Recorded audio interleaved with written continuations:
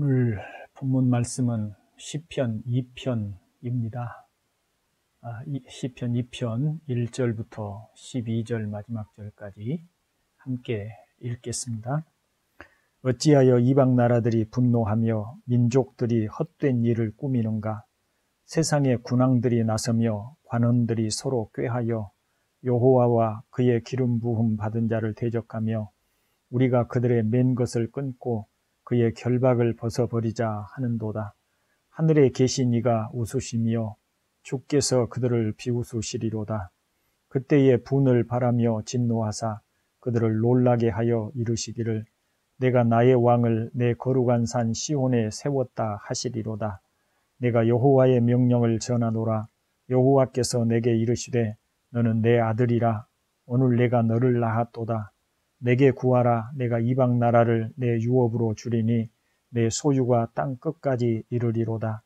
내가 철장으로 그들을 깨트리며 질그릇같이 부수리라 하시도다. 그런즉 군왕들아 너희는 지혜를 얻으며 세상의 재판관들아 너희는 교훈을 받을지어다. 여호와를 경외함으로 섬기고 떨며 즐거워할지어다. 그의 아들에게 입맞추라. 그렇지 아니하면 진노하심으로 너희가 길에서 망하리니 그의 진노가 급하심이라.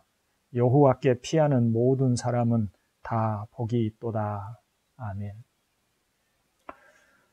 본 시편 2편은 시편 1편과 함께 시편 전체의 서론 기능을 담당하고 있다고 했습니다. 그 이유는 맨 마지막에 여호와께 피하는 자는 행복한 사람이로다 라고 하는 부분에 있습니다.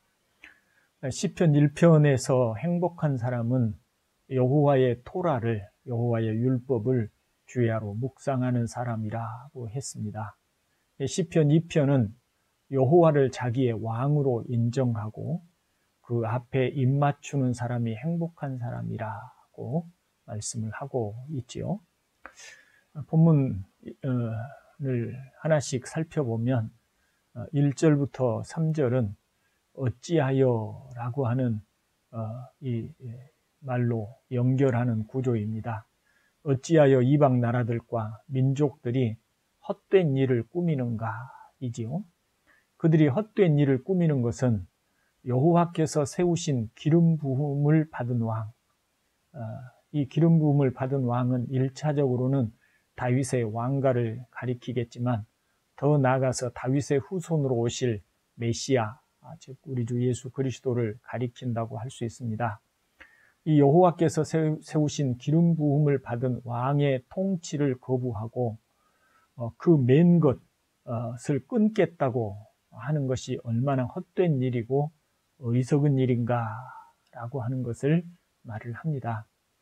또 4절부터 6절은 그들의 헛된 일이 얼마나 부질없는 반역인지를 말씀을 합니다.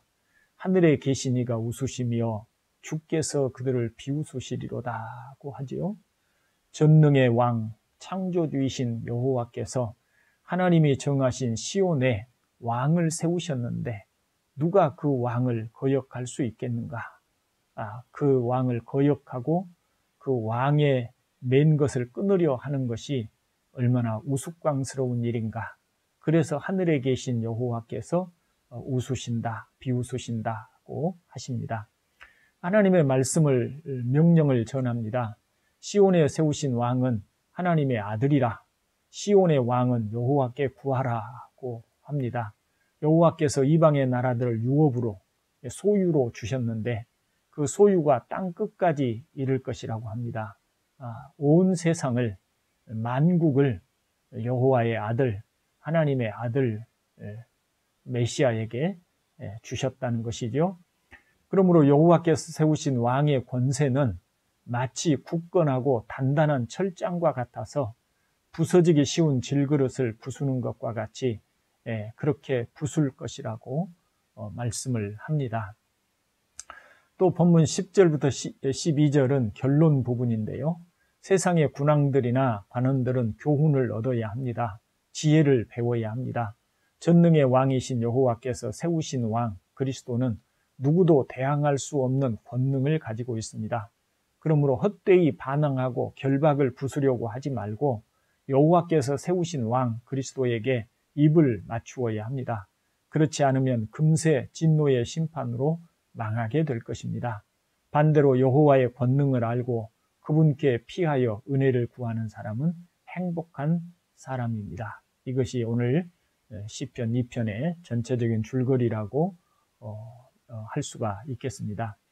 이제 본문을 통해서 두 가지의 교훈을 살펴보겠습니다. 먼저 결코 헛된 일을 꾸미지 말아야 한다는 것입니다. 하나님께서 예수 그리스도를 우리의 왕, 우리의 목자로, 우리의 주님으로 세우셨습니다. 그분께 입맞추고 가까이 함이 행복인 것을 믿으시기를 바랍니다. 그런데 혹 그분의 권위와 다스림을 벗어나 스스로의 의지나 욕망으로 살려고 하면 그것이 헛된 일입니다. 그런 삶을 산 결과는 시편 1편에서와 같이 알맹이 없는 겨처럼 헛되이 바람에 날려가 버릴 뿐입니다. 교회에 오셔서 하나님이 계신 것을 알았고 또 우리 주 예수 그리스도께서 하나님의 아들로서 우리의 주님 되신 것을 들었고 믿는다고 고백들을 하셨습니다.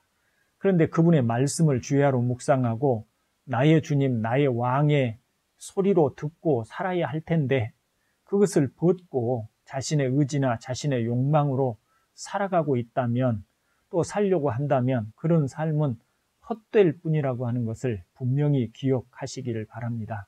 하늘에 계시니가 비웃으시미요 라고 하실런지 모르겠습니다. 교우 여러분, 어느 날 하나님께서 우리를 교회의 문 밖으로 쫓아버리실지 모른다는 생각을 해보신 적이 있으십니까?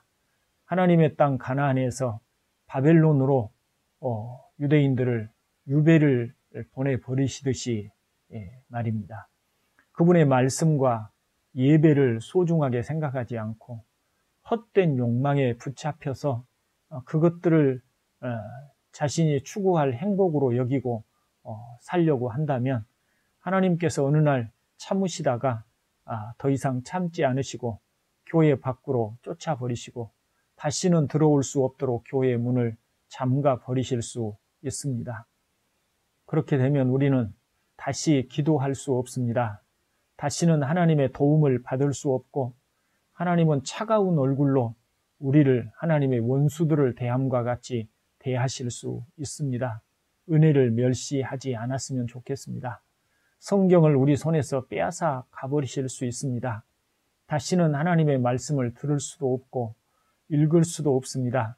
하나님의 뜻이 무엇인지 배울 수도 없으며 아무리 목마른 사슴이 시냇물을 찾기에 갈급함과 같이 우리 영혼이 주를 찾기에 갈급할지라도 그분의 모습도 그분의 말씀도 도무지 찾을 수 없는 날이 올 수 있습니다. 교회가 아무것도 아닌 것 같습니까? 예배함이 부질없는 일처럼 여겨지기도 하십니까? 신앙생활 하는 것이 부담스럽기만 하십니까? 말씀이 거추장스럽게 여겨지십니까? 소중한 것이 우리 곁에 있을 때 깨닫고 그 소중한 것을 함부로 취급하지 않기를 주의 이름으로 축원을 드립니다. 두 번째는 무엇이 행복의 길인가 하는 것입니다. 당신이 행복하게 생각하는 일이 무엇입니까? 다시 묻습니다. 당신이 행복하게 생각하는 일이 무엇입니까? 하나님의 말씀인 시편은 여호와를 인정하는 것, 그러므로 여호와께서 세우신 왕 누구시죠? 우리 주 예수 그리스도이십니다. 그 세우신 왕께 입맞추는 것, 친근히 하여 가까이 하는 것, 그리고 여호와의 말씀을 주야로 묵상하여 그분의 말씀을 내 삶이 살아갈 길이요 방향으로 여기고 그를 따라 살아가는 것이 행복이라고 합니다. 왜요? 왜 그럴까요? 여호와 앞에 사는 삶은 하나님의 인정을 받아 때를 따라서 필요한 열매를 맺고 복락을 누릴 것이기 때문입니다. 여호와 하나님께 모든 복이 있고 그분에게 영생이 있기 때문입니다. 그러나 그분을 떠나면 슬픔과 바람을 잡으려는 것과 같은 헛된과 바람에 나는 겨와 같은 알맹이 없는 허망함만이 가득할 것이기 때문입니다. 겨우 여러분, 여호와께 가까이 함이 내게 복이라. 내게 행복이라는 시편 기자의 말처럼 여호와 우리 구주 하나님을 사랑하고 가까이 하실 수 있기를 바랍니다. 지금 많은 은혜와 사랑을 받고 아직 기회를 부여받고 있지만 언제까지나 그렇지는 않을런지 모릅니다. 이것을 오늘 이 시편 말씀을 통해서 깨닫고 내일도 주의 날에 예배함이 우리에게 얼마나 소중하고 귀중한 일인가를 알고 준비된 마음으로 나와서 하나님께 예배할 수 있기를 주님의 이름으로 축원을 드립니다. 이제 기도 제목 드립니다. 우리는 너무 하나님을 섬기고 예배함을 가벼이 또 헛되이 또 쉽게 그렇게 생각하고 있지는 않는지요. 정말 다시 생각했으면 좋겠습니다. 하나님을 가까이 함이 내게 복이라 하는 그런 말씀이 저와 여러분의 고백이 되어서 교회에 오는 일이 또 예배하는 일이 우리에게 복이 되고 행복인 것을 알아 기쁨과 즐거움으로 기쁨으로 예배할 수 있기를 위해서 기도했으면 좋겠습니다. 나라와 조국 교회를 위해서 기도해 주시고요. 우리 교회 식구들을 위해서도 늘 끊임없는 기도를 부탁을 드립니다. 오늘도 주의 은혜가 함께 하시기를 주님의 이름으로 축원을 드립니다. 아멘.